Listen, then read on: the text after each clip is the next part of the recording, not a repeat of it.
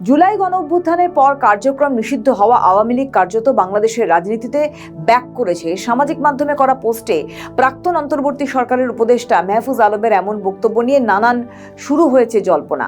এই পোস্টকে কেন্দ্র করে কেউ কেউ অন্তর্বর্তী সরকারের প্রাক্তন উপদেষ্টাদের কারোর বিরুদ্ধে অর্থ কেলেঙ্কারির অভিযোগ সামনে এনেছেন। কেউ কেউ প্রশ্ন তুলেছেন যে মাহফুজ আলম এখন যে অন্তর্বর্তী সরকারের সমালোচনা করছেন সেই সরকার থেকে তাহলে তখন তিনি কেন সরে দাঁড়াননি। অবশ্য মাহফুজ আলম এমন এক সময় আওয়ামী লীগের ফেরা নিয়ে সামাজিক মাধ্যমে পোস্ট করলেন যখন সামাজিক যোগাযোগ মাধ্যমে জুলাই অভ্যুত্থানে ক্ষমতাচ্যুত প্রাক্তন প্রধানমন্ত্রী শেখ হাসিনার প্রত্যাবর্তন 2.0-র বিষয়টি আলোচনায় এনেছেন আওয়ামী লীগ ও দলটির সহযোগী অঙ্গ সংগঠনের নেতাকর্মীরা। এছাড়া ভারতের কিছু গণমাধ্যম সম্প্রতি শেখ হাসিনার সাক্ষাৎকারও প্রকাশ করেছে।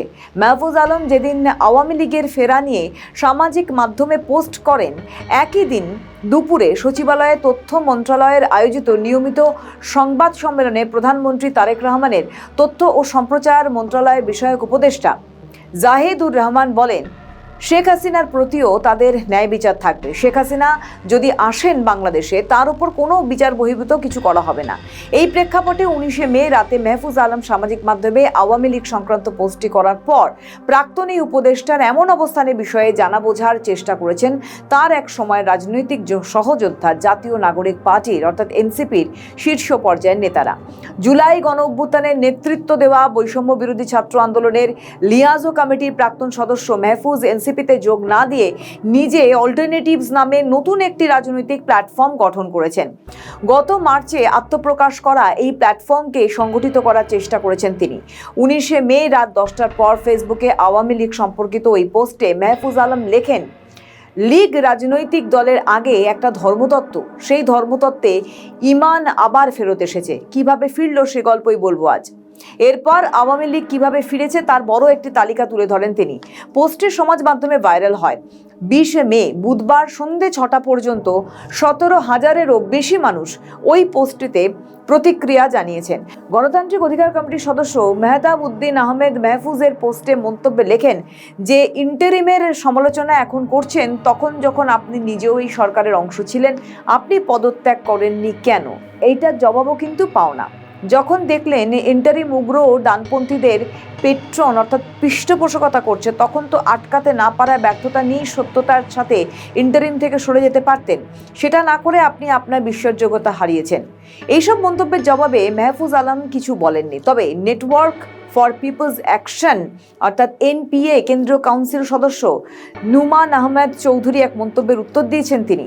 নুমান লিখেছেন, লীগ সেদিনই ব্যাক করেছিল যেদিন ভেগ একটা বিষয়কে মুজিববাদ বলে শেষে মুর্দাবাদ শব্দ জুড়ে দেওয়া হয়েছিল।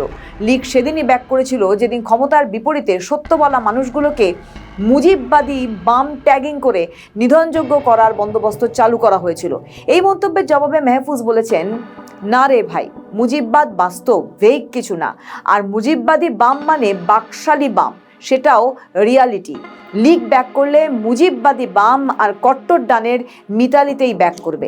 আওয়ামী লীগের ফেরা নিয়ে দেওয়া সামাজিক মাধ্যমে পোস্টটি ভাইরাল হওয়ার পর আরেক পোস্টে এই বিষয়ে ব্যাখ্যা দেন মাহফুজ আলম।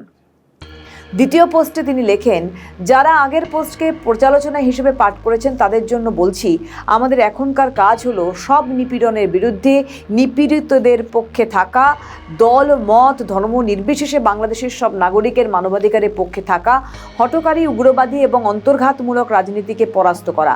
মাহফুজ আলম সংখ্যালঘু ও মাজারপন্থীদের ওপর হামলার বিচার করার দাবি অব্যাহত রাখার কথা বলেছেন। তিনি জুলাই গণহত্যার বিচারের দাবিকে প্রধান করে তোলা এবং একই সঙ্গে বিচারের ক্ষেত্রে মানবাধিকার লঙ্ঘনের বিরুদ্ধে থাকার কথাও বলেছেন। মাহফুজ আলম অর্থনৈতিক সংস্কার পুনর্গঠনের মাধ্যমে দেশের কৃষক, শ্রমিক, নিম্ন মধ্যবিত্ত ও মধ্যবিত্তদের জীবন জীবিকার সংকট দূর করতে সরকারকে বাধ্য করার কথা বলেছেন। সেই সঙ্গে আইনশৃঙ্খলা পরিস্থিতির অবনমনের বিরুদ্ধে সোচ্চার হওয়ার কথা বলেছেন মাহফুজ আলম। স্বাস্থ্য ব্যবস্থায় বিশৃঙ্খলা এবং সমন্বয়হীনতা এড়াতে দোষারোপের রাজনীতি বাদ দিয়ে সব নাগরিকের জন্য সাশ্রয়ী স্বাস্থ্যসেবা চালুর পক্ষে লড়াই অব্যাহত রাখার কথা বলেছেন মাহফুজ আলম।